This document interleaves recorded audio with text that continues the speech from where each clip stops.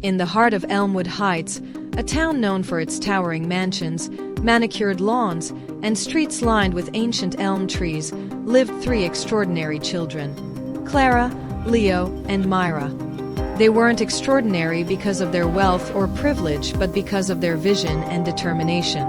One crisp autumn day, Clara, who loved wandering the town's hidden corners, stumbled upon an abandoned field tucked behind the library. The field was overgrown with wildflowers and had a small, crumbling shed at its center. This would be the perfect spot for a school, Clara thought. It wasn't a wild idea. Clara had always wanted a school where learning could be fun and creative, where children could build robots, write stories, or paint murals without the rigid rules of Elmwood Academy, the private school they all attended. That evening, Clara shared her idea with her best friends, Leo and Myra. Leo, the son of an architect, had an eye for design and instantly started sketching what the school might look like: a cozy building with big windows, a treehouse library, and a sprawling garden. Myra, an inventor in the making, was immediately excited about designing fun science labs and play areas.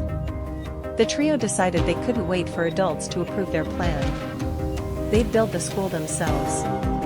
They pooled their allowances and held a garage sale, selling old toys, books, and even some of Clara's paintings. To their surprise, the sale drew in a curious crowd, and by the end of the weekend, they had a small but promising budget. Next, they approached their neighbors. "We want to build a school for all the kids in Elmwood Heights," they explained. At first, the adults chuckled. But as the children showed Leo's detailed sketches, Clara's heartfelt letters, and Myra's mini prototype of a solar-powered classroom light, people began to take them seriously. The turning point came when Mrs. Harper, the retired librarian, donated her late husband's woodworking tools and offered to help. Mr. Patel, who ran the hardware store, gave them a discount on materials, and the local gardener volunteered to teach them how to start a vegetable patch. Over the next few months, the empty field transformed. Weekends were spent hammering, painting, and planting.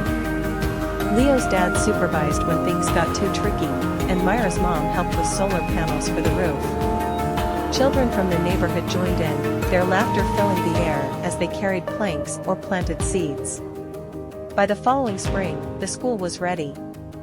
The Elmwood Learning Haven stood proudly where the overgrown field once was. It wasn't just a school, it was a magical space where the walls were covered in murals painted by the children, the garden buzzed with bees and butterflies, and the classrooms were filled with projects and laughter.